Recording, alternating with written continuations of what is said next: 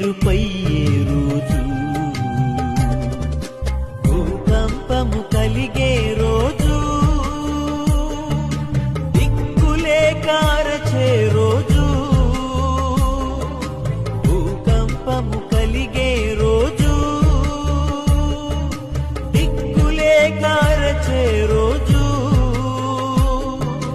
ఆ రోజు శ్రమ నుండి తప్పించే నాదుడు లేడు. అదే అదే ఆ రోజు.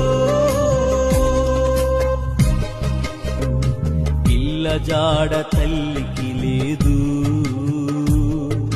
తల్లి జాడ పిల్లకు లేదు. చెట్టుకొక్కరై పుట్టకొక్కరై అనాథలై